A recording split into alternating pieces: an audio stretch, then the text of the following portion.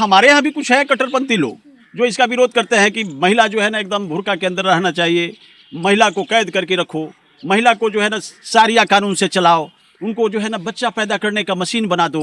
पूरे विश्व के मुसलमान भाइयों से मेरा यह आग्रह है कि अरे भाई बुर्का में रखना बंद करो, महिलाएं को आज़ादी दो, महिलाओं को स्वतंत्र करो और उनका भी जीवन ताकि सार्थक हो और सबके साथ न्याय हो। लीजिए हमारे भारत के अंदर में कोई भी महिला से कोई भेदभाव नहीं है। अरे भाई हमारे यहाँ आज़ादी है, महिला बुर्का पहन भी सकती है, नहीं भी बन सकती है। यदि नहीं पहनती है तो यदि उस पर कोई अत्याचार करेगा तो हमारा संविधान में कानून है, वैसे मौलानाओं को हम लोग जेल के अंदर कर देंगे। मुसलमान भाइयों को भी कहेंगे कि अरे भाई अपने परिवार को इस तरह से मत रखो, उनको आज़ादी दो।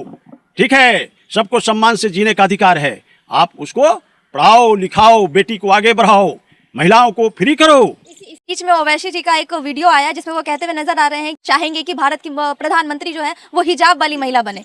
ओवैसी जी तो वो कोई लीडर हैं, उससे एक चिल्ली की तरह सपना देखते रहते हैं। अरे मेरे भाई, आपकी 10% आबादी इस देश में, ये 130 करोड़ सनातनियों का देश है, इस भारत के अंदर में आप शेख चिल्ली की तरह जो सपना देख रहे हो तो यह सपना पूर्ण कभी नहीं होगी। यदि तुमको सपना ही देखना है तो अब चले जाओ पाकिस्तान की धरती पर, वहाँ पर बुर्का वाली महिलाएं जो है ना बनती है प्रधानमंत्री और मुख्यमंत्री। लेकिन हिंदुस्तान के अंदर में यह सपना कभी पूरा नहीं होने देगा यहाँ की 130 करोड़ सनातनी भाई। ईरान में इस वक्त जो है जंग छिड़ी हुई है कट्टरपंथी मानसिकता के खिलाफ। ईरान में है हिजाब विरोधी महिलाएं जो है कई दिनों से विरोध प्रदर्शन कर रही थी और हजारों की संख्या में इस विरोध प्रदर्शनकारियों को मारा जा रहा है, हजारों लोगों की मौत हो रही है। और अब भारत में भी यह सवाल छिड़ गया है कि क्या भारत में भी बुर्का बैन होना चाहिए। और कई महिलाएं जो भारत में वो हिजाब का विरोध भी करती है, कई महिलाएं इसके समर्थन पे भी है, डिबेट चल रहे हैं। हमारे साथ भाजपा प्रवक्ता है, बात करेंगे और थोड़ा ये कट्टरपंथी मानसिकता पे पहले सवाल करूंगी कि हाल फिलहाल गाजा फिलिस्तीन में जो हुआ था तो यहाँ के भारतीय मुसलमान जो है रोना रो रहे थे, लेकिन अभी वहाँ हजारों की संख्या में मुसलमानों को मारा जा रहा है, तो एक भी मुसलमान बढ़ चढ़ कर बोल नहीं रहा है कुछ। देखिए ऐसा है कि आज़ादी सबको होनी चाहिए, ये धरती पर सबको आज़ाद, या महिला हो या पुरुष, उनकी सम्मान सहभागिता होनी चाहिए। क्योंकि सबका मॉरल का निर्माण हो, सबको जीने का आज़ादी होनी चाहिए।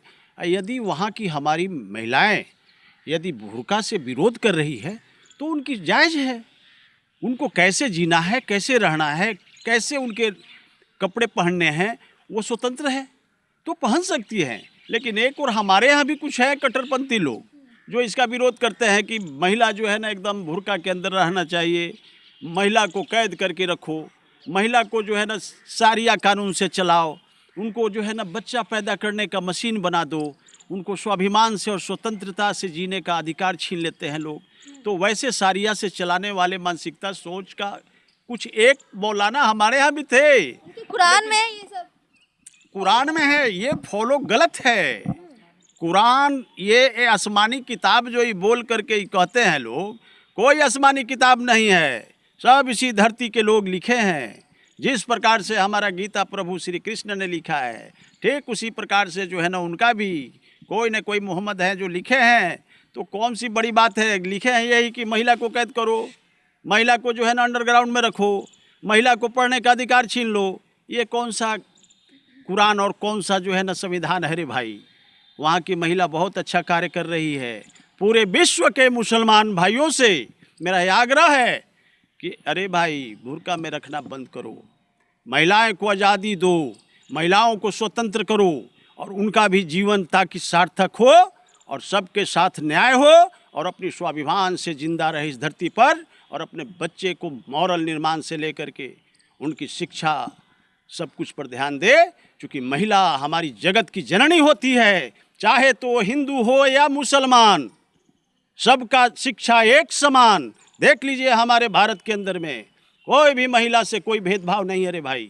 हमारे यहाँ आज़ादी है, महिला बुर्का पहन भी सकती है, नहीं भी बन सकती है। यदि नहीं पहनती है तो यदि उस पर कोई अत्याचार करेगा तो हमारा संविधान में कानून है, वैसे मौलानाओं को हम लोग जेल के अंदर कर देंगे।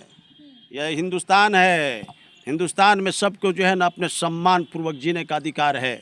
रही बात ईरान के अंदर में, तो ईरान में एकदम महिलाएं अपनी ताकत, दुर्गा को जो रूप होता है प्रचंड रूप एकदम दिखाया है रे भाई। अब चले जाइए कंबोडिया में, वहाँ प्रभु श्री राम का मंदिर बनता है, वहाँ का मुसलमान भाई भी प्रभु श्री राम को मानते। ऐसा कुछ नहीं है। प्रभु श्री राम पुरुषोत्तम हमारे आराध्य, प्रभु श्री कृष्ण हमारे आराध्य, हमारे योद्धा थे। धर्म और अधर्म की लड़ाई को लड़ करके स्थापित हुए थे।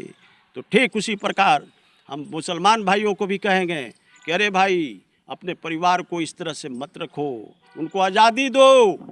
ठीक है, सबको सम्मान से जीने का अधिकार है। आप उसको पढ़ाओ लिखाओ, बेटी को आगे बढ़ाओ, महिलाओं को फ्री करो। इसी बीच में ओवैसी जी का एक वीडियो आया जिसमें वो कहते हुए नजर आ रहे हैं कि अगली मुख्यमंत्री हम ये चाहेंगे कि भारत की प्रधानमंत्री जो है वो हिजाब वाली महिला बने। ओवैसी जी तो वो कोई लीडर हैं, उससे एक चिल्ली की तरह सपना देखते रहते हैं। अरे मेरे भाई, आपकी 10% आबादी इस देश में, ये 130 करोड़ सनातनियों का देश है। इस भारत के अंदर में आप शेख चिल्ली की तरह जो सपना देख रहे हो, तो यह सपना पूर्ण कभी नहीं होगी। यदि तुमको सपना ही देखना है तो अब चले जाओ पाकिस्तान की धरती पर। वहाँ पर बुर्का वाली महिलाएं जो है ना बनती है प्रधानमंत्री और मुख्यमंत्री। लेकिन हिंदुस्तान के अंदर में यह सपना कभी पूरा नहीं होने देगा यहाँ की 130 करोड़ सनातनी भाई।